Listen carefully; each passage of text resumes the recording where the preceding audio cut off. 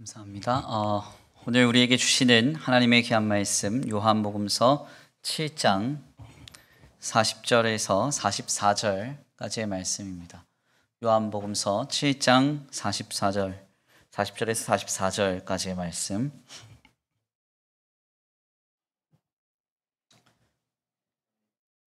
함께 다 같이 봉독해 올려드립니다. 함께 봉독합니다. 시작. 이 말씀을 들은 무리 중에서 어떤 사람은 이 사람이 참으로 그 선지자라 하며 어떤 사람은 그리스도하며 어떤 이들은 그리스도가 어찌 갈릴리에서 나오겠느냐 성경에 이르기를 그리스도는 다윗의 씨로 또 다윗이 살던 마을 베들레헴에서 나오리라 하지 아니하였느냐 하며 예수로 말미암아 무리 중에서 쟁론이 되니 그 중에는 그를 잡고자 하는 자들도 있으나 손을 대는 자가 없었더라.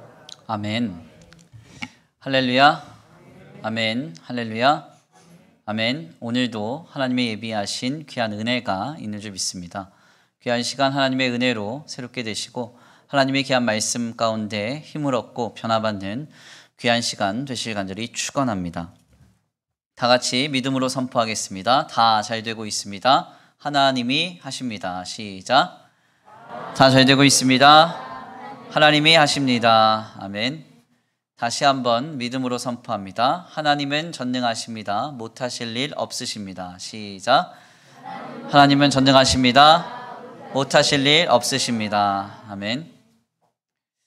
오늘도 전능하시고 못하실 일 없으신 주님께서 우리에게 풍성한 은혜와 사랑으로 역사하시기를 간절히 축원합니다.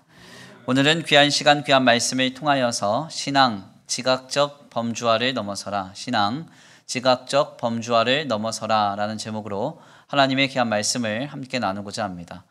20세기에 들어서 급속도로 발달한 인지과학이라고 하는 분야가 있습니다. 특별히 요 근래 들어서 인지과학의 분야에 한 가지 인간의 삶에 대해서 의미 있는 명제 하나가 규정되었는데요.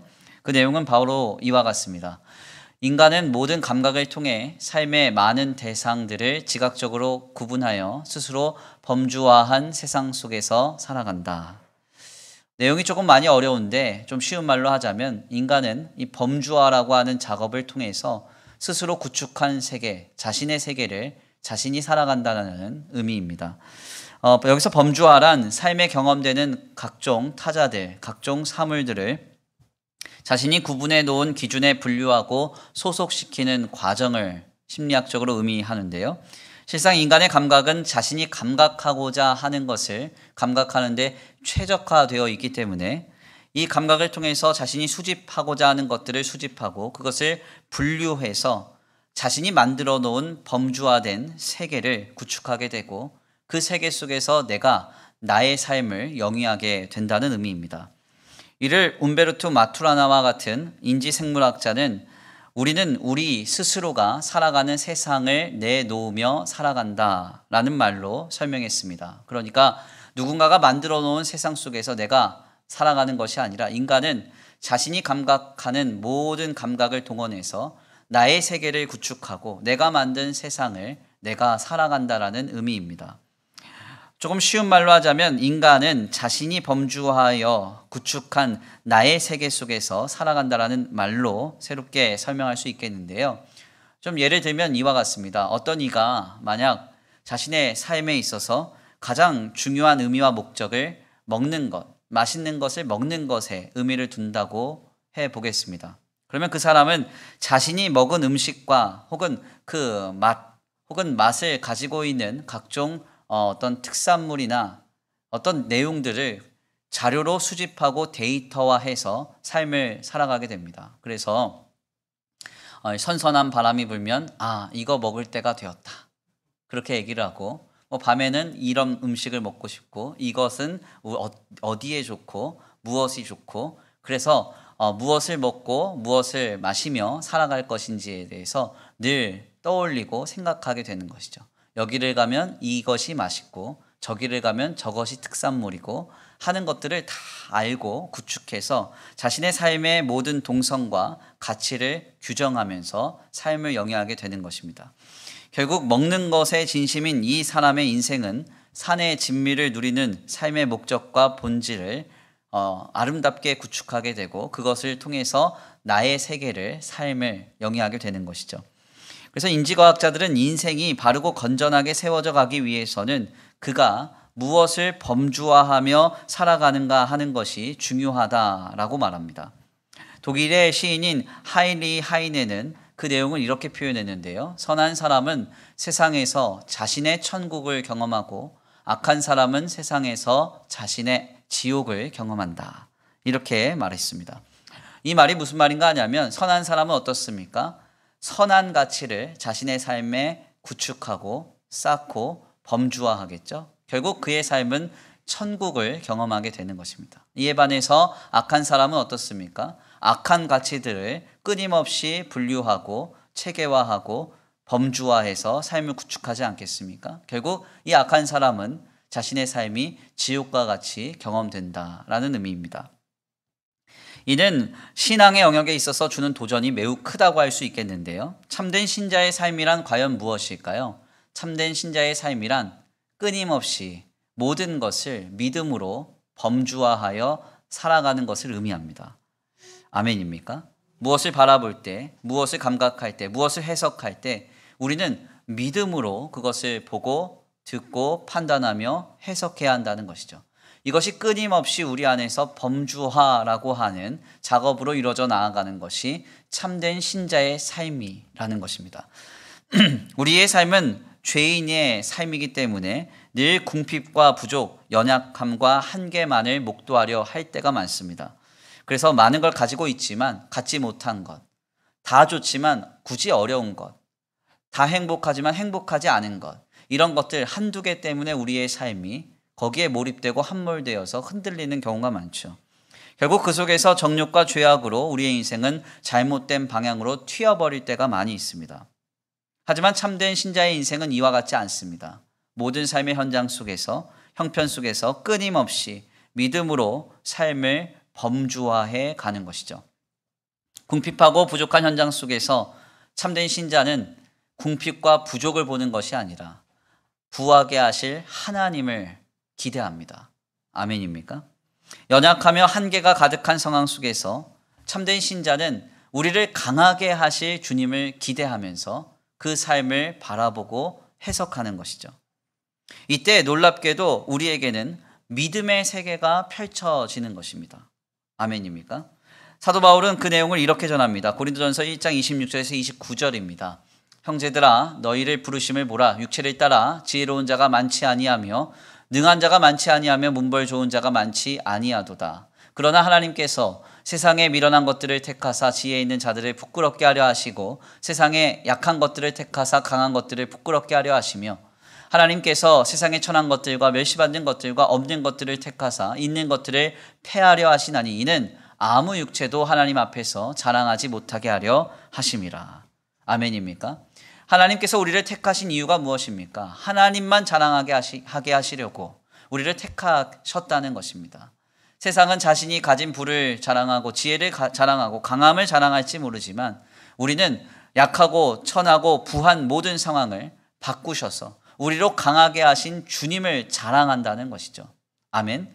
바로 우리의 삶은 믿음으로 우리의 삶의 환경을 바라볼 때 그 속에서 우리를 일으켜 세우시고 새롭게 하실 주님을 기대하는 믿음의 삶임을 말하고 있는 것입니다. 이는 실상 우리를 구원하시는 예수님의 궁극적인 목적이기도 했습니다. 예수님이 이사야서의 말씀을 인용하시면서 이렇게 말씀하세요. 누가복음서 4장 18절에서 19절입니다. 주의 성령이 내게 임하셨으니 이는 가난한 자에게 복음을 전하게 하시려고 내게 기름을 부으시고 나를 보내사 포로된 자에게 자유를 눈먼 자에게 다시 보게 함을 전파하며 눌린 자를 자유롭게 하고 주의 은혜의 해를 전파하게 하려 하심이라 하였더라. 아멘입니까? 우리가 인생을 영위하다 보면 때때로 우리의 삶에 가난함이 경험될 때가 있습니다. 때때로 우리의 삶의 환경과 조건이 우리로 포로를 만들 때가 있습니다. 눈이 멀고 억눌린 것과 같은 엄혹한 순간이 찾아올 때가 있습니다. 그러나 예수 그리스도 안에서 우리를 구원하신 하나님께서 우리의 삶의 주인이 되시고 우리를 붙들고 계신다고 하면 우리는 그 속에서 나를 강하게 하시고 나를 부하게 하시고 나에게 자유함을 주시는 하나님을 경험하게 된다는 이야기입니다. 아멘입니까? 그러므로 참된 신자는 우리의 삶을 끊임없이 믿음으로 범주화해 가야 합니다. 믿음으로 범주화해 가는 것이 무엇입니까? 쉽게 말씀을 드리면 모든 상황을 바라볼 때 믿음이라는 필터를 통과해서 반응하고 해석하며 판단해야 한다는 거예요. 아멘입니까? 보이는 대로, 느껴지는 대로, 확인되는 대로, 내가 보는 대로만 판단하고 해석하며 반응하는 것이 아니라 하나님께서 이 속에서 나를 강하게 하시고 부하게 하시고 능하게 하실 그 역사와 은혜를 기대하면서 모든 것을 신앙을 통과해서 해석하고 반응하고 또한 판단해야 한다는 이야기입니다. 그러므로 가난함이 우리에게 경험된다고 하면 그 가난을 보지 마십시오. 아멘입니까? 우리를 부하게 하실 하나님의 능력을 바라보시기를 간절히 축원합니다. 우리의 삶의 약함이 보여질 때 그 약함에 함몰되지 마십시오. 우리를 강하게 하실 주님을 바라보시기를 간절히 축원합니다. 또한 우리가 눌릴 때에는 눌림에만 반응하지 마십시오. 우리를 모든 것에서 해방시키시고 모든 지각에 뛰어난 그리스도의 평강이 우리를 사로잡게 하실 그 놀라운 역사, 주 예수 그리스도의 은혜를 소망하면서 믿음으로 삶을 영위하실 간절히 축원합니다. 이 놀라운 신앙의 주인공 되시기를 간절히 축원합니다. 그런데 우리가 여기까지의 말씀을 나누면서 한 가지 문제에 직면합니다. 목사님, 그거 누가 몰라서 못합니까? 안 되니까 그렇지. 네, 맞아요. 말은 참 쉬운데 삶은 어렵습니다. 모든 것을 신앙을 통과해서 해석하고 반응하세요. 말은 참 쉬운데 실제로는 이것이 너무너무 많이 어려워요. 신앙의 범주화는 결코 쉬운 일이 아닙니다. 오늘 본문의 말씀은 바로 이러한 바탕에서 우리에게 굉장히 큰 도전을 줘요. 지난 시간에 나눈 바대로 우리 예수님은 초막절 마지막 날 여호와 라바 그 초막절의 그 하나님 구원의 큰 날에 자신의 그리스도 되심을 선포하셨습니다. 오늘 본 말씀 이전 말씀인데요. 요한복음서 7장 37절에서 38절입니다. 함께 봉독합니다. 시작. 명절 끝날 곧 큰 날에 예수께서 서서 외쳐 이르시되 누구든지 목마르거든 내게로 와서 마시라. 나를 믿는 자는 성경의 이름과 같이 그 배에서 생수의 강이 흘러나오리라 하시니. 아멘. 나를 믿는 자는 성경의 이름과 같이 그 배에서 생수의 강이 흘러나오리라. 다시는 목마르지 않고 하나님 안에서 주시는 놀라운 구원의 은혜를 누리는 삶으로 변화될 것을 주님이 말씀하세요. 이 말씀을 들은 사람들은 각기 다른 반응을 보이기 시작하는데요. 먼저는 어떤 이들은 예수님을 두고 예수님은 그 선지자다 이렇게 말하기 시작합니다. 또 어떤 이들은 예수님을 이제 주님의 말씀 그대로 그리스도 즉 메시아로 고백하기 시작합니다. 오늘 본 말씀 40절에서 41절입니다. 함께 봉독합니다. 시작. 이 말씀을 들은 무리 중에서 어떤 사람은 이 사람이 참으로 그 선지자라 하며 어떤 사람은 그리스도라 하며 어떤 이들은 그리스도가 어찌 갈릴리에서 나오겠느냐. 아멘. 예수님께서 여호와 라바 초막절 끝날 그 큰 구원의 날에 하나님께서 보내신 메시아가 나다. 나를 믿는 자는 영원히 목마르지 않는 생수의 강이 배에서 터져 나올 것이다. 주님 말씀하셨습니다. 이 말씀을 듣고 어떤 이들은 예수님이 그 선지자인가 보다 이렇게 말해요. 여기서 말하는 그 선지자란 신명기서 18장 15절의 말씀에서 인용된 표현입니다.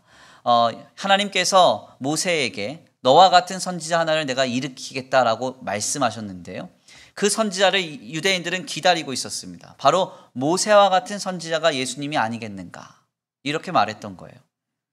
또 어떤 이들은 거꾸로 예수님이 말씀하신 대로 주님 그 자신을 믿어서 예수님을 그리스도라고 고백하기 시작했습니다. 문제는 그리스도로 고백하는 사람들이 나타나기 시작하자 이들을 반박하는 무리가 생겨나기 시작했던 것입니다.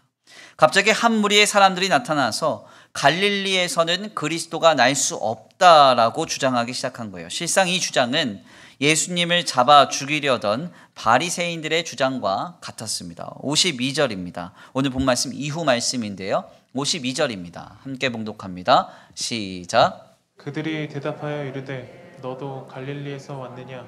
찾아보라. 갈릴리에서는 선지자가 나지 못하느니라 하였더라. 아멘. 오늘 본문 말씀의 상황을 좀 들여다보면요. 사실 초막절 이 명절의 현장에는 바리새인들이 예수님을 잡아 죽이려고 보냈던 사람들이 있었습니다. 이 사람들이 예수님께 다가가서 예수님을 잡으려고 했는데 예수님의 말씀을 듣고 예수님이 하신 일을 보고 나서는 예수님을 잡지 못했어요. 잡아 죽이지 못했어요. 그래서 돌아왔습니다. 빈손으로. 그러면서 이야기를 하죠. 예수님께 어떤 죄도 발견하지 못했고 그가 하는 말을 들으니 너무 경탄스러워서 그를 잡지 못했다. 이렇게 얘기를 하니까 바리새인들이 거기서 굽혀야 되는데 자신들의 뜻을 굽히지 않고 더 죽이려고 합니다. 그랬더니 그것을 가만 보고 있었던 니고데모라고 하는 사람이 바리새인들에게 그런 얘기를 해요. 아니 너희가 예수님의 죄를 실제로 보았느냐? 들었느냐? 확인했느냐? 듣고 보고 확인하지도 않고 어떻게 사람을 죽일 수 있느냐? 이렇게 말을 했던 겁니다. 바로 이 물음에 대한 답변으로 바리새인이 52절처럼 답하는 거예요. 뭐라고 말합니까? 너도 갈릴리에서 왔느냐? 찾아보라.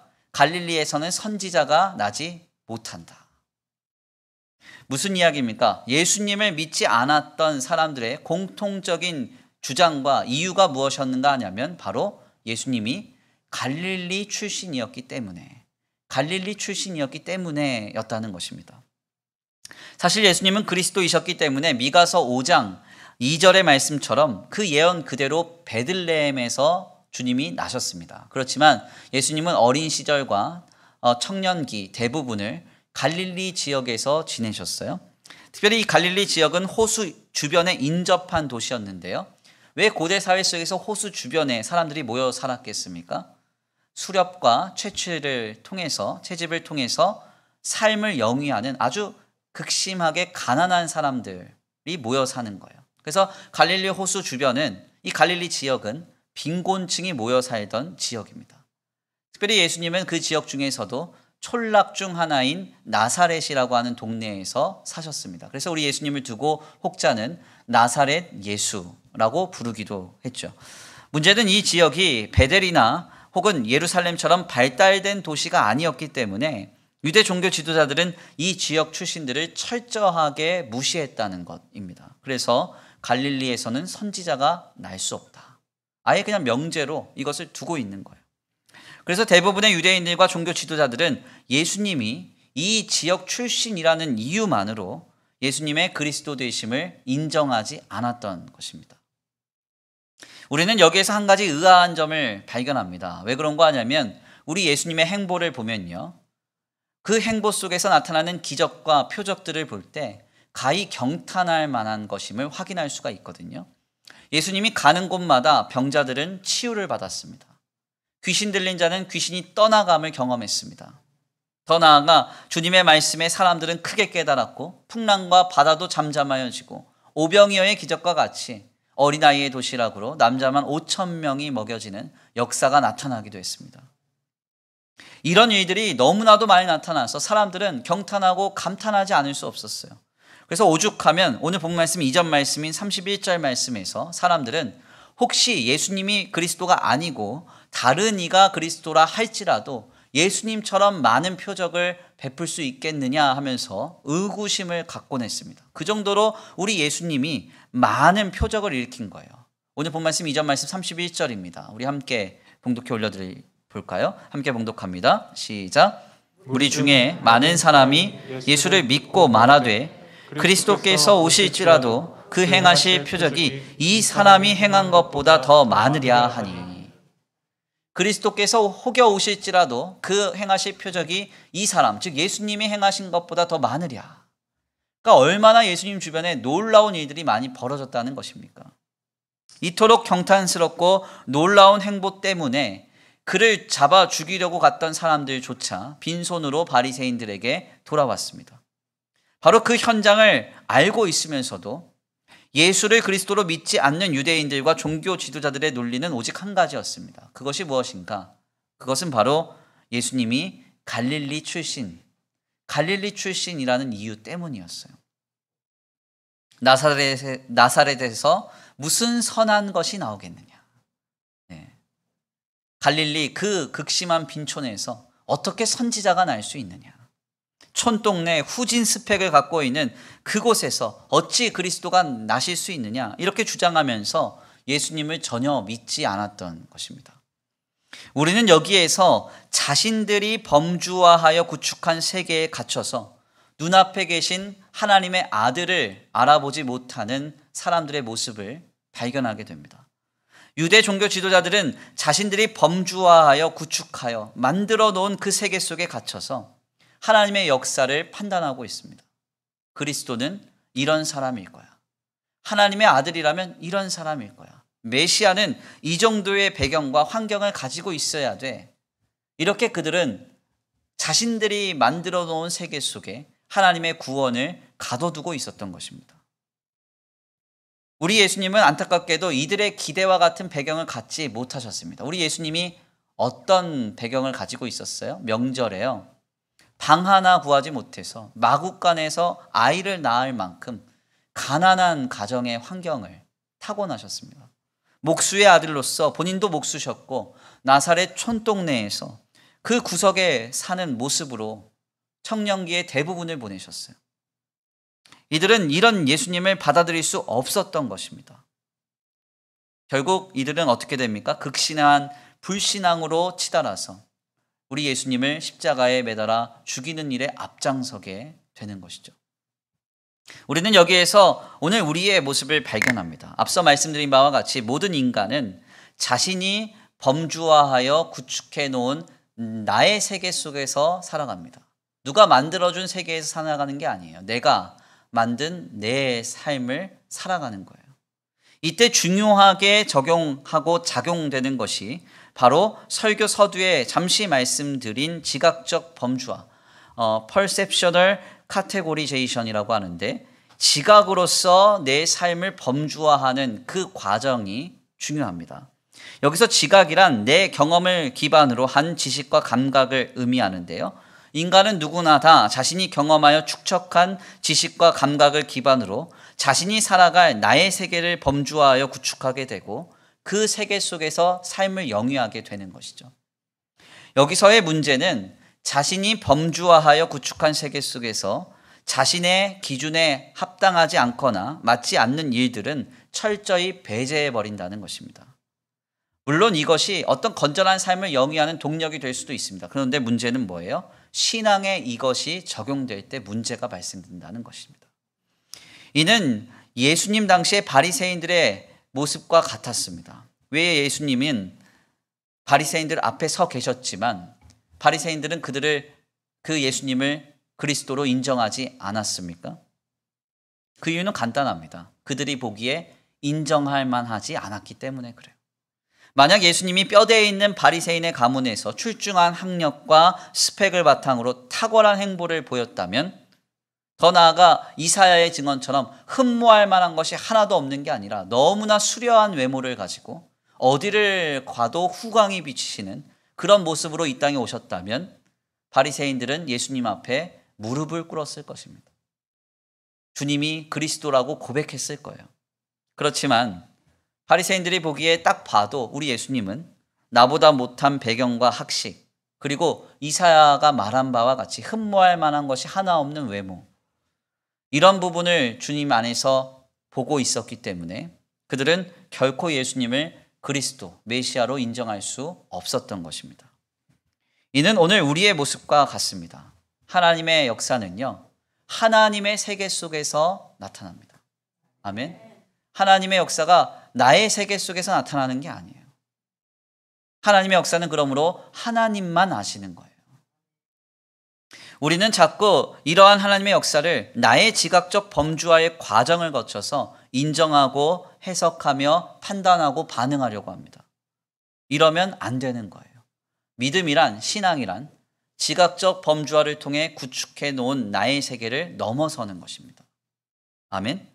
하나님의 역사는 하나님의 나라에서, 나의 나라가 아니라, 나의 세계가 아니라 하나님의 세계와 하나님의 나라에서 역사됨을 우리는 늘 전제해야 합니다.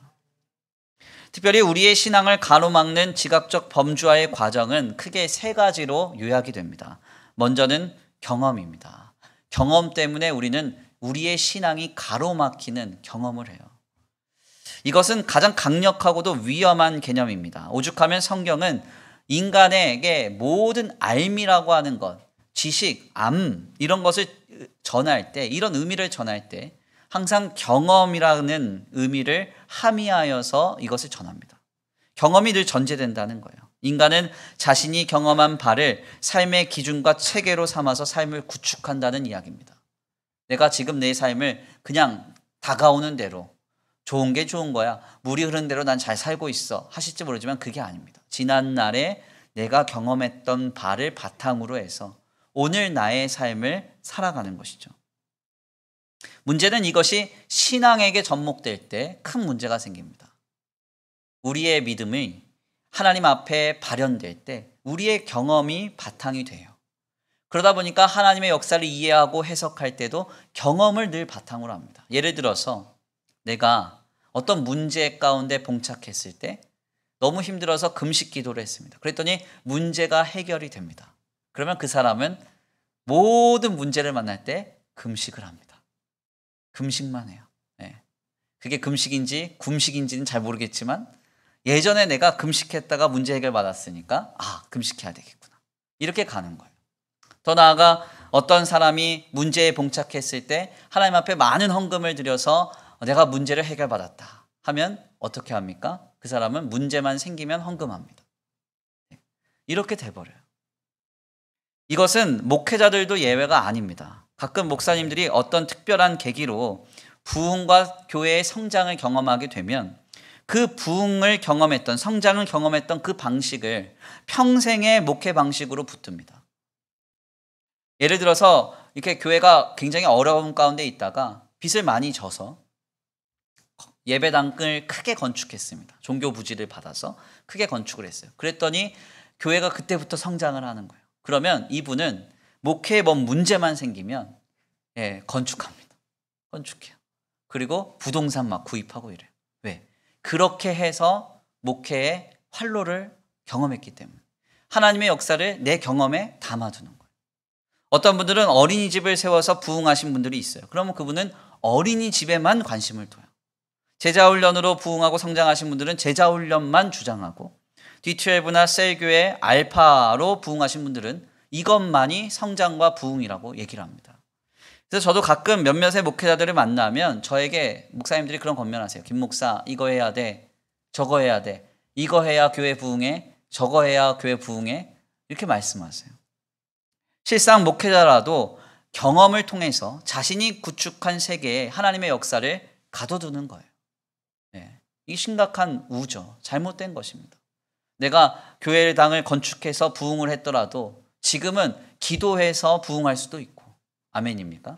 기도해서 부흥했더라도 다른 시설을 하나 갖추면서 교회의 어려움이 해결될 수도 있고, 이건 모르는 거거든요. 특별히 제가 지금까지도 하나님께 감사한 것 한 가지가 있습니다. 그게 뭔가 하냐면 우리 교회가 왜 성장했는지 그 이유를 아직도 저는 모른다는 거예요. 말 그대로 신비입니다. 나이가 어린 목회자, 이렇게도 좋지 않은 예배당의 환경, 늘 부족하고 연약한 공동체의 모습, 특별할 것 없는 공동체의 프로그램. 대체 뭘 잘했다고 우리 교회가 부흥하고 성장했을까요? 누군가가 제게 물어본다면 저는 늘 그렇게 답합니다. 모릅니다. 잘 모르겠습니다. 이렇게 답해요. 이게 참 감사한 일이에요. 왜냐하면 하나님의 역사를 제 경험에 가둬두지 않기 때문에. 만약 제가 뭔가 특별한 것을 해서 우리 교회가 부흥했다고 하면 저는 그것만 주장할 겁니다. 제가 감동받아서 이렇게 했더니 우리 교회가 부흥했습니다. 이렇게 말할 거예요. 그런데 그렇게 말할 것이 없습니다. 왜? 하나님은 신묘한 역사로 우리에게 역사하셨기 때문입니다. 무슨 말씀을 드리려고 하는가 하냐면요, 하나님의 역사는 우리의 경험을 기조로 하지 않는다는 거예요. 우리의 경험을 넘어서는 것입니다. 그러므로 우리는 우리의 경험으로 범주화한 세계에 우리 하나님을 가둬둬서는 안 됩니다. 그 경험이 얼마나 놀랍고 경탄스러운 것이든지 혹은 거꾸로 황당하고 아픈 상처이든지 결코 그것에, 그 경험에 주님을 가둬둬서는 안 됩니다. 지각적 범주화를 넘어서 우리의 모든 경험을 넘어서 일하시는 그리스도를 볼 수 있는 저와 우리 성도들 모두가 되시길 간절히 축원합니다. 두 번째로 우리의 신앙을 가로막는 지각적 범주화는 바로 지식입니다. 지식이라고 하는 것이 우리의 신앙을 가로막을 때가 있습니다. 요 근래는 말 그대로 지식의 홍수 시대입니다. 그래서 스마트폰으로 구글, 유튜브만 검색을 해봐도 각종 전문 지식을 쉽게 접할 수 있는 시대입니다. 그래서 가끔 선생님들이 학생들에게 뭘 물어보면 선생님 잠깐만요 하고 애들이 검색해서 답변하고 그런다 그래요. 하물며 요즘에 고시 공부도 전문적인 어떤 자격증 공부도 유튜브로 하는 사람들이 늘어나고 있습니다. 이만큼 많은 전문 지식들을 우리가 한꺼번에 경험하고 확인할 수 있는 시대에 돌입했는데요. 이것은 바르고 건전한 삶을 지식으로 세워가기에 도움을 주는 유익이 있습니다. 그러나 한 가지 문제는 이 지식이 너무 앞서갈 때 우리는 하나님의 역사를 보지 못하고 오히려 그 지식에 눌려서 하나님의 역사에서 성도가 발을 빼버리는 그런 황당한 실수를 할 때가 있다는 것입니다. 제가 어떤 의사분에게 그런 이야기를 들었던 기억이 있어요. 환자가 의사에게 수술을 하기를 권하면서 설명합니다. 그런데 이거 해도 좋아질 확률이 한 30% 정도밖에 되지 않습니다. 이렇게 이야기를 합니다. 그러면 대부분의 환자들은 그 이야기를 듣고 마음이 너무 낙심해서 30%? 이러면서 수술을 포기하거나 약물로 치료하는 방법을 택하는데요. 그 의사분이 무슨 얘기를 하냐면 목숨을 위독하게 만드는 수술이 아니라면 웬만한 수술은 그냥 하는 게 좋다는 거예요. 하물며 10%라도 그분 표현이에요. 이거 좋아질 확률 한 10%밖에 안 됩니다 하더라도 기왕이면 수술을 하는 게 더 좋대요. 왜냐하면 의사가 환자에게 말하는 좋아질 확률이라는 것은 최악의 수를 다 반영한 확률이기 때문에 오히려 좋은 결과를 얻을 가능성이 더 높다는 것입니다. 무슨 말인가? 너무 과도한 지식의 정보가 우리로 하여금 생명의 역사를 가로막는 장애를 줄 수 있다는 이야기입니다. 우리는 하나님의 역사를 신앙으로 바라보면서 너무 많은 지식으로 하나님의 역사를 가려버릴 때가 많아요. 이건 내가 아는 상식으로는 안 될 일이야. 내가 배운 지식으로는 이거 좀 어렵겠는데? 내가 배운 바로는 이거 정말 힘들어. 이러면서 낙심하고 포기하고 내려놔 버리는 것이죠. 그러면서 하나님의 역사가 문턱에 놓여져 있음에도 불구하고 발을 빼버리는 것입니다. 미리 겁먹고 미리 낙심하고 미리 실망해서 내 지식에 짓눌려서 하나님의 역사에 참여하지 못하는 것입니다. 우리 하나님은 하나님의 지식으로 역사하시는 주님이십니다. 아멘입니까? 우리의 지식으로 역사하신 주님이 아니라는 거예요. 누가 그분의 지식을 헤아릴 수 있습니까? 누가 하나님을 판단할 수 있습니까? 하물며 평생에 하나님에 관하여서 많은 책을 저술했던 신학대전이라고 하는 그 책을 저술했던 이 토마스 아퀴나스라는 사람이 있어요. 평생을 하나님에 대해서 우리의 신앙에 대해서 저술을 했습니다. 쓰다가 못해서 다 완성도 못하고 죽었어요. 엄청난 분량인데 그런데 이분이 남긴 유명한 표현이 있습니다. 무슨 표현을 하는가? 하나님은 바다이신데 내가 컵을 들고 바닷물을 떠본다 하더라도 어찌 바다를 헤아릴 수 있느냐. 아멘입니까? 우리는 우리의 지식으로 범주화한 세계에 주님을 가둬둬서는 안 됩니다. 지식을 넘어 일하시는 주님을 믿음으로 바라볼 수 있는 저와 우리 성도들 모두가 되시길 간절히 축원합니다.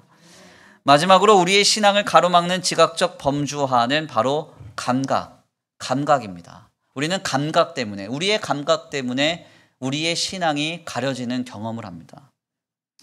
우리는 사실 우리가 감각하는 것이 내가 보고 내가 듣고 경험하는 것이 굉장히 객관적이라고 생각을 하는데요. 죄송한 얘기지만 이것은 객관적일 수가 없습니다. 인간의 모든 감각은 다 주관적이에요. 내가 본 게 이거 확실히 내가 본 거야 하지만 죄송하지만 내가 보고 싶은 대로 본 거예요. 네, 인정하셔야 돼요. 내가 들은 게 확실히 내가 들은 거야 하지만 그렇지 않습니다. 내가 듣고 싶은 대로 들은 거예요. 그렇게 내 감각을 이해하셔야 됩니다. 내 감각은 객관적인 거야. 나는 객관적인 사람이야. 절대 그러시면 안 됩니다. 그래서 가끔 저에게도 성도님들이 그런 얘기를 전달해 주잖아요. 목사님 제가 확실하게 봤어요. 확실하게 들었어요. 제가 들었는데요. 이러면서 이제 객관적인 사실을 전달하는 것처럼 전달을 해서 제가 그거 듣고 제가 목회를 하면 제 목회는 이러면 죄송합니다. 그렇게 되는 거예요. 큰일 나는 거예요. 큰일 나. 사람은 내가 보고 싶은 대로 보고 듣고 싶은 대로 듣기 때문에 모든 감각은 다 주관적입니다. 이는 죄인된 우리의 감각의 한계예요. 제가 요 근래 마스크를 쓰고 다니다 보니까 참 재밌는 일을 많이 경험합니다. 요즘에 이제 또 기도들 밝기 운동 이런 거 하고 있으니까 가끔 성도님들이 예배당에 이제 찾아오시면 아, 오셨구나 하고 인사하면 반갑게 인사를 하거든요. 근데 가끔 교회 이 주변을 지날 때 아, 예배당 왔다 갔나 하는 것처럼 우리 성도님인 것처럼 보일 때가 있어요. 그래서 제가 멀리서부터 인사를 하죠. 아, 안녕하세요 이러면 가까이 가서 보면 눈을 동그랗게 뜨고 저를 굉장히 이상한 사람으로 보니까 아니더라고요. 제 성도가 아니에요. 네. 저는 분명히 성도로 봤는데 가까이서 가만 보니까 아닌 거예요. 특별히 제가 이제 가장 많이 인사를 하는 분이 누군가냐면 우리 교회 바로 옆에 식당 주인 성도이신데, 이분이 또 뭐 어떻게 보면 이제 선교 대상자 아닙니까? 그러니까 이제 항상 인사를 잘해야 돼요. 목사의 이미지가 굉장히 중요하기 때문에. 그래서 지나가다가 이제 멀리서 보면 이분이 서 있으면 제가 인사를 합니다. 또 아주 공손하게 머리를 숙여서 안녕하세요 이렇게 인사를 해요. 그럼 상대도 안녕하세요 하고 받아줍니다. 그래서 그런 일이 상당히 많은데 어느 날은 제가 가니까 서 계시길래 안녕하세요라고 인사를 했어요. 그분도 받아주셨습니다. 근데 너무 황당하게 제 바로 앞에 계셨던 어떤 아저씨 분이 제 인사를 받으시고는 그래 이러면서 엄청 흐뭇해 하시더라고요. 그러니까 이분은 젊은 사람이 인사 잘한다고 저를 굉장히 격려하는 눈빛으로 보고 계신 거예요. 그래서 제가 그때 너무 당황했어요. 아는 척을 해야 되나? 말이라도 걸어야 되나? 그랬거든요. 그러니까 알고 보니까 이분도 이상한 있는지 뒤를 돌아보더니 이제 이 인사가 내 인사가 아니구나 하면서 멋쩍게 지나가셨어요. 무슨 말씀을 드리려고 하는가 하냐면 우리가 가진 감각의 한계가 이와 같습니다. 우리는 내가 보고 싶은 대로 보고 듣고 싶은 대로 듣고 감각하고 싶은 대로 감각해요. 우리는 이러한 우리의 감각의 한계를 알아야 됩니다. 심각한 문제는 이 감각을 우리의 신앙의 영역에 적용한다는 거예요. 하나님의 역사와 하나님의 은혜, 섭리와 계획을 판단하고 해석하며 반응하는 데 있어서 내 감각으로 이를 범주화하는 데 큰 문제가 있습니다. 우리 하나님은 우리의 감각을 넘어 일하시는 분이거든요. 왜 예수님의 제자들이 십자가에서 다 도망가 버렸습니까? 자기가 보기에 하나님의 아들이 십자가에서 죽은 거예요. 메시아라고 여겼던 그분이 핍박을 당하는 것입니다. 내가 보기에, 내가 보는 것, 그것 때문에 그 자리를 다 도망가고 떠나버리는 것이죠. 얼마 전에 소천하신 여의도 순복음교회 조용기 목사님께서 그렇게 뜨겁게 한국교회에 도전했던 바가 있습니다. 물론 이분에 대해서 평가가 여러 가지로 갈리겠지만 그럼에도 불구하고 매우 긍정적으로 한국교회에 던져주셨던 도전이 뭐예요? 하나님의 역사는 살아계시고 우리의 모든 것들을 초월하신 역사라고. 그래서 모든 것을 치료하시고 모든 것을 회복시키시며 하나님은 하실 수 있다고. 그렇게 수십 년 동안 주님의 교회를 도전하셨잖아요. 그래서 이분이 설교 때 가장 많이 사용하셨던 문구가 이것입니다. 눈에 보이지 않고 귀에 들리지 않고 손에 잡히지 않아도 하나님은 하신다. 주님이 하실 줄 믿습니다. 이러실 줄 믿습니다. 한국교회의 그 쌍시옷 발음 세게 하는 거에 영향을 가장 많이 주신 분이잖아요. 이분이. 믿으라고. 실상 이것은 굉장히 중요한 신앙의 전제입니다. 하나님은 우리의 감각대로 일하시는 주님이 아니시거든요. 하나님의 감각으로 일하시는 분이십니다. 그러므로 우리는 우리의 감각으로 범주화한 세계의 주님을 가둬둬서는 안 됩니다. 감각을 넘어 일하시는 주님을 볼 수 있는 저와 우리 성도들 모두가 되시기를 간절히 축원합니다. 그렇다면 우리는 어떻게 우리의 신앙으로 이 지각적 범주화, 즉 경험과 지식으로 그리고 감각으로 지금 단단하게 구축된 나의 세계를 우리는 어떻게 넘어갈 수 있을까요? 넘어설 수 있을까요? 죄송한 이야기지만 이것은 내 힘으로는 불가능합니다. 성령 하나님께서 우리를 깨트려 주셔야 돼요. 우리를 새롭게 해 주셔야 됩니다. 우리의 삶은 날마다 내 경험으로 강화됩니다. 내 지식으로 강화돼요. 내 감각으로 강화됩니다. 신앙의 연조가 깊어지고 나이가 들수록 더 그래요. 계속 고집스러워지고 강팍해지는 것이 우리의 본성입니다. 여기 있는 김조회 목사도 조금만 지나가 보세요. 이제는 절대 듣지 않는, 누구 말도 듣지 않는 아주 고집스러운 인간이 될 겁니다. 내 경험만 믿고 내 지식만 믿고 내 감각만 믿는 그런 인간이 될 거예요. 어떻게 해야 됩니까? 하나님이 깨트려 주셔야, 날마다 깨트려 주셔야 돼요. 우리에게 그리스도를 본받아라는 책으로 잘 알려진 토마스 아켄피스라는 아주 유명한 수도사가 있습니다. 이 사람이 그의 책, 또 다른 책인 주인님 나를 깨트려 주소서라는 책에서 놀라운 고백을 우리에게 전해요. 이런 고백입니다. 제가 한번 읽어드릴게요. 예수님과 함께 십자가에서 죽었다고 하지만 끊임없이 내 자아가 불쑥불쑥 살아납니다. 주님, 내 자아를 무너뜨려 주소서. 저는 더러운 죄인이지만 탄식하지 않고 상처투성이지만 슬퍼하지 않고 골물대로 골맞지만 신음하지 않고 오염되었지만 씻지 않고 독이 퍼졌지만 해독제를 찾지 않고 연약하고 대책이 없지만 위대한 영혼의 의사이신 주님의 시의적절한 도움을 구하지 않습니다. 슬픕니다. 사람들의 이야기를 들으면 쉽게 웃음을 터뜨리는 제가 예수님의 말씀과 행하심을 듣고도 아무 감동을 느끼지 못하기 때문에 눈물이 나지 않습니다.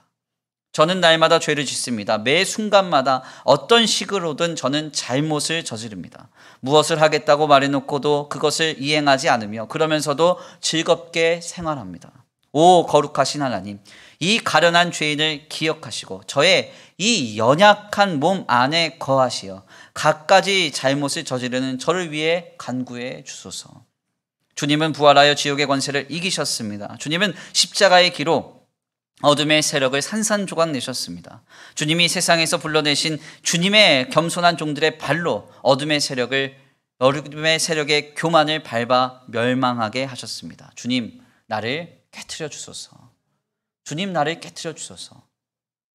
이 연약한 제 안에 주님 거하셔서 나를 깨트려 주소서. 평생을 그리스도를 본받기 위하여 그토록 신실하게 수도 생활을 했던 토마스 아켄피스의 고백입니다. 하나님께서 내게 찾아와서 내 안에 거하셔서 나를 깨트려 주시지 않으면 나는 깨지지 않는다는 거예요. 놀라운 고백이죠. 우리 안에 성령의 역사가 충만하여 나를 깨트리는 역사가 날마다 순간마다 있어야 한다는 것입니다. 그래서 내가 내 경험으로, 내 지식으로, 내 감각으로 단단하게 구축해 놓은 나의 세계가 성령 하나님 앞에 완전히 무너지고 굴복되는 역사를 우리가 경험해야 한다는 거예요. 그때 우리는 우리의 눈 앞에 서 계신 그리스도를 보게 될 것입니다. 저가 그리스도이셨구나. 저가 하나님의 역사를 베풀고 계시는구나. 보게 될 것입니다. 그 놀라운 역사가 우리에게 임하기를 간절히 축원합니다. 귀한 말씀의 결론을 맺겠습니다. 우리는 오늘 본문 말씀에서 초막절 마지막 날 예수님의 그리스도 되심을 들은 사람들이 예수님을 모세와 같은 선지자로 고백하고 더 나아가 어떤 이들은 그리스도로 주님을 고백하기 시작했지만 갑자기 한 무리의 사람들이 일어나 그리스도는 나사렛에서 갈릴리에서 날 수 없다고 주장한 이 사실을 우리가 목도하게 됩니다. 대체 왜 이들은 눈앞에서 병든 자가 치료받고 귀신 들린 자가 자유케 되며 오병이어의 기적으로 5천 명이 먹고 바람과 풍랑이 잠잠케 되는 역사를 목도했고 들었고 보았음에도 불구하고 왜 예수님을 인정하지 못했던 것입니까? 그 이유는 간단합니다. Perceptional Categorization, 그러니까 지식적 범주화, 자신들의 경험과 지식, 감각으로 구축된 세계에 하나님을 가둬두었기 때문입니다. 하나님의 역사를 거기에 제한했기 때문입니다. 거기에 갇히게 했기 때문입니다. 우리 하나님은 우리의 경험에 갇혀 계신 분이 아닙니다. 우리의 지식에 갇혀 계신 분이 아닙니다. 우리의 감정에, 감각에도 갇혀 계시는 분이 아닙니다. 주님은 초월하시는 주님이신 줄 믿습니다. 그러므로 참 신자된 우리는 지각적 범주화를 넘어서야 됩니다. 내 경험과 내 지식, 내 감각으로 하나님의 역사와 하나님의 능력을 판단하며 해석할 것이 아니라 다만 하나님의 하나님 되심과 예수께서 우리의 그리스도 되심을 다시 한번 믿음으로 바라면서 삶을 신앙으로 세워가야 한다는 이야기입니다. 경험과 지식, 감각을 초월하여 일하시는 주님을 신앙할 수 있는 저와 우리 성도들 모두가 되시길 간절히 축원합니다. 그때 하나님의 구원의 역사가 우리에게 목도되고 우리의 눈앞에 계신 그리스도를 보게 될 줄 믿습니다. 그 놀라운 역사의 주인공 되시기를 간절히 축원합니다. 다 같이 믿음으로 결단하겠습니다. 찬양으로 우리 고백하며 나아가시겠는데요. 전능하신 나의 주 하나님은 찬송하면서 주님 앞에 고백합니다. 하나님, 그렇습니다. 하나님은 우리의 경험에 갇히시는 주님이 아니십니다. 우리의 지식에 갇혀 계신 분이 아닙니다. 우리의 감각에 주님 갇혀서 일하시지 않습니다. 모든 것을 초월하셔서 하나님의 세계 속에서 하나님 역사하고 계신 줄 믿습니다. 오 하나님, 그분을 믿고 바랄 수 있는 우리의 믿음이 되게 하여 주옵소서. 지금 내 눈앞에 어떠한 환경과 어떠한 조건과 어떠한 상황이 펼쳐진다 할지라도 우리의 경험과 우리의 지식과 우리의 감각을 넘어 일하고 계시는 그리스도를 보게 하여 주시옵소서. 우리 이 시간 다 같이 말씀 붙들고 믿음으로 결단하며 나아가겠습니다. 주여 한번 부르시고 기도하겠습니다. 전능하신 나의 주 하나님은, 전능하신 나의 주 하나님은 능치 못하실 일 전혀 없네. 못하실 일 전혀 없네. 우리의 모든 간구도, 우리의 모든 생각도, 우리의 모든 꿈과 모든 소망도, 아멘. 신실하신 나의 주 하나님은 우리의 모든 괴로움 바꿀 수 있네. 불가능한 일 행하시고 죽은 자를 일으키시니 그를 이길 자 아무도 없네. 주의 말씀 의지하여 깊은 곳에 금을 던져 오늘 그가 놀라운 일을 이루시는 것 보라. 주의 말씀 의지하여 믿음으로 금을 던져 믿는 자에게 능치 못함 없네. 전능하신 나의 주 하나님은, 전능하신 나의 주 하나님은 능치 못하실 일 전혀 없습니다. 능치 못하실 일 전혀, 우리의 경험과 지식과 감각을 넘어 일하실 주님을 기대합니다. 오늘도 우리의 모든 생각도, 우리의 모든 꿈과 모든 소망도 신실하신 나의 주 하나님은 우리의 괴로움 모두 바꾸실 수 있습니다. 모든 괴로움 바꿀 수 있네. 아멘 아멘. 불가능한 일 행하시고 죽은 자를 일으키시니 그를 이길 자 아무도 주의 말씀 의지하여, 주의 말씀 의지하여 깊은 곳에 금을 던져 오늘 그가 놀라운 일을 이루시는 것 보라. 주의 말씀 의지하여 믿음으로 금을 던져 믿는 자에게 능치 못함. 주의 말씀 의지하여, 주의 말씀 의지하여 깊은 곳에 금을 던져 오늘 그가 놀라운 일을 이루시는 것 보라. 주의 말씀 의지하여 믿음으로 금을 던져 믿는 자에게 능치 못함. 마지막으로 고백합니다. 주의 말씀 의지하여, 주의 말씀 의지하여 깊은 곳에 금을 던져 오늘 그가 놀라운 일을 이루시는 것 보라. 주의 말씀 의지하여 믿음으로 금을 던져 믿는 자에게 능치 못함 없네. 아멘 아멘. 이 시간 우리 함께 기도합니다. 하나님, 그렇습니다. 하나님은 하나님의 세계 속에서 하나님의 지식으로, 하나님의 감각으로 일하시는 주님이신 줄 믿습니다. 우리의 경험에 갇혀 계시지 않으며, 우리의 지식에 갇혀 계시지 않으며, 우리의 감각의 기조로 주님이 일하시지 않음을 다시 한번 믿습니다. 하나님의 하나님 되심을 보게 하여 주옵소서. 내 눈앞에 서 계신 그리스도를 목도하게 하여 주옵소서. 하나님, 우리의 삶에 내가 세워놓은 삶이 무너져 하나님 안에서 하나님의 세계를 보게 하여 주시옵소서. 우리 이 시간 간구하고 소원하시면서 귀한 말씀 붙들고 주여 한번 부르시고 기도합니다. 주여 한번 부르시고 기도합니다. 주여!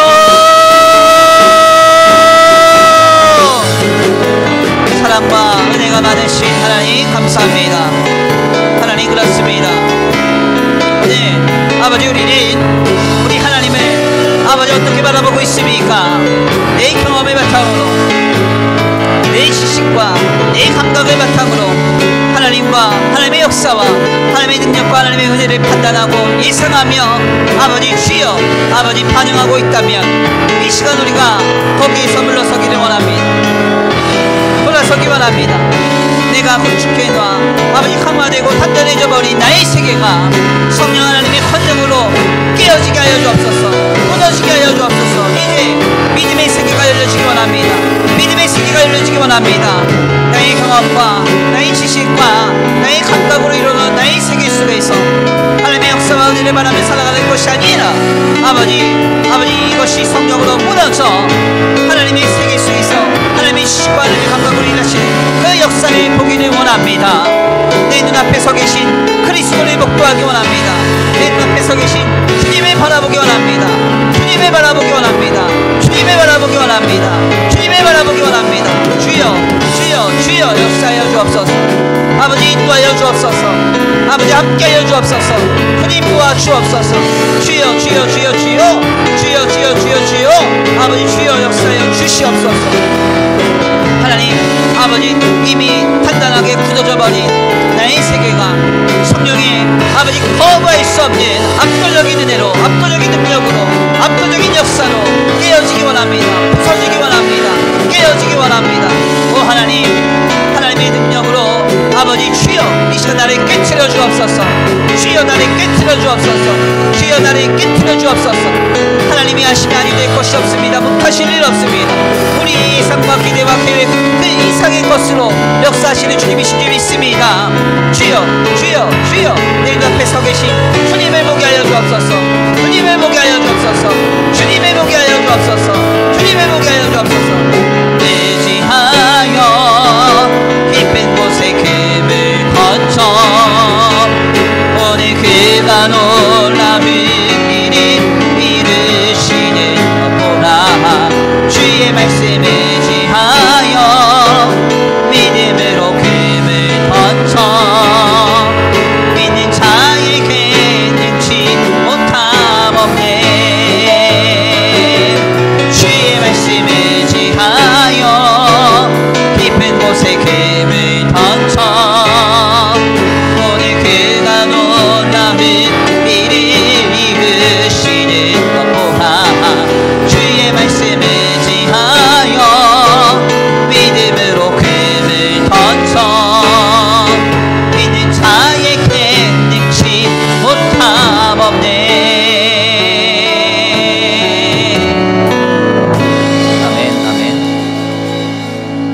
하나님 감사합니다. 오늘 귀한 시간 귀한 자리로 나와 하나님의 귀한 말씀 상고케 하시니 감사합니다. 예수님이 갈릴리 지역 출신이라 하여서 눈앞에 계신 그리스도를 목도하지 못하고 그분을 신앙하지 못했던 유대 종교 지도자들의 모습이 오늘 우리의 모습이 아닌지 우리 자신을 다시 한번 돌아봅니다. 나의 경험과 나의 지식과 나의 감각으로 강화된 아버지 오늘 우리의 삶 속에서 주님 우리에게 말씀하시기를 그것을 깨트려 너는 나의 세계 속에서 내가 하는 일을 보라고 주님 말씀하고 계신 줄 믿습니다. 하나님께서 하나님의 시간 속에서 하나님의 거룩한 능력으로 지금 우리에게 찾아오사 일하실 줄 믿사오니 그 주님을 보고 듣고 경험할 수 있도록 우리의 마음과 생각을 주님 성령으로 깨트려 주옵소서. 아버지 내 경험과 내 지식과 아버지 내 감각에 하나님의 역사와 은혜와 능력을 가두어 제한하는 일이 없도록 주님 붙들어 주시옵시고 이 시간 우리 자신을 다시 한번 믿음으로 세워서 하나님께서 하시는 일을 바라보며 경탄하며 눈앞에 계신 그리스도를 목도할 수 있도록 우리의 마음과 생각을 주님 다시 한번 새롭게 하여 주시옵소서. 오늘 귀한 주일 주님 앞에 나와 예배하고 돌아가는 발걸음 주님 지켜주시고 보호하여 주시옵시되 특별히 한 주간의 삶의 현장 속에서 세상이 구축해 놓은 자신의 세계를 살아가는 것이 아니라 하나님의 나라에서 하나님의 세계를 살아가는 거룩하고 복된 우리 귀한 성도들 모두가 되게 하여 주시옵시되 내 눈앞에 계신 그리스도와 함께 믿음으로 삶을 영위할 때 하나님의 하나님 되심의 역사와 능력을 경험하는 거룩하고 복된 한 주간의 삶이 되도록 주님 붙들어 주시옵소서. 특별히 하나님 추석 명절입니다. 하나님 이제 아버지 온 가족을 함께 만나 교제하는 거룩한 자리를 가질 텐데 하나님께서 그 속에 임재하여 주시옵시고 믿음으로 사랑으로 하나 되게 하시며 영혼 구령의 역사가 일어나는 놀라운 역사가 우리 가운데 나타나도록 주님 추석 명절 기간에도 함께하여 주시옵소서. 오고 가는 모든 발걸음과 아버지 그 삶 자리 위에 주님께서 지켜주시고 영과 육과 혼의 그 어떤 악한 것도 조금도 틈타지 않도록 주님 보호하여 주시옵소서. 하나님 이 시간 주님 앞에 귀한 예물 올려드립니다. 이 예물이 쓰여지는 곳곳마다 영혼과 생명이 살아나게 하시고 하나님의 나라와 주님의 복음을 위하여 쓰임받는 거룩한 예물 되게 하여 주시옵시되 주님 간절히 원하옵기는 하나님 이 예물이 쓰여지는 곳곳마다 우리 성도들의 귀한 헌신이 기억되게 하시고 하나님께서 아버지 이들의 가정과 생업 위에 복의 복을 주사 세상과 사람에게 영향받지 아니하고 오직 하나님께로만 공급받는 차고 흔들어 넘치도록 체험받는 거룩하고 복된 귀한 가정과 생업 되도록 복내려 주시옵소서. 도우실 줄 믿고 감사함을 올려드리오며 사랑과 은혜가 많으신 우리 구주 예수 그리스도의 이름으로 감사하며 기도 올려드립니다. 아멘. 이제는 우리 주 예수 그리스도의 은혜와 성부 하나님의 극진하신 사랑하심과 성령 하나님의 내주 교통하심이 오늘 귀한 말씀 가운데 깨닫고 우리 하나님을 나의 경험과 나의 지식과 나의 감각에 가두지 아니하고 오직 하나님께서 하나님의 하나님 되심으로 역사하시며 주님의 그리스도 되심을 나타내기를 기대하고 소망하며 믿음으로 살아갈 것을 결단하는 모든 성도들 머리 위에 이제로부터 영원토록 함께 있으